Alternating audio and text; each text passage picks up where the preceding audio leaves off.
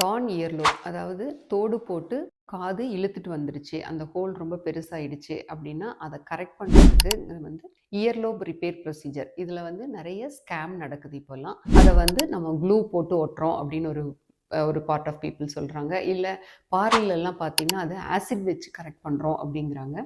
இந்த மாதிரி ஆசிட்லாம் வச்சு இயர்லோப் கரெக்ஷன வந்து நம்ம இயர்லோப் ஹோல வந்து அடைக்கும்போது, அந்த இயர்லோப் ஃபுல்லாவே இது வந்து செதஞ்சு போறதுக்கு வாய்ப்பு இருக்கு. அதாவது அந்த இயர்லோப் ஃபுல்லாவே டெஸ்ட்ராய் ஆயிடும் அந்த ஆசிட் வைக்கும்போது. அந்த மாரி வர பேஷண்ட்ஸையும் நான் பார்த்துருக்கேன். இந்த மாதிரி இயர்லோப் வந்து ஃபுல்லா டெஸ்ட்ராய் ஆயிடுச்சுன்னா, அத மறுபடியும் ரீகிரியேட் பண்றதுங்கிறது வந்து ரொம்ப கஷ்டமான காரியம்.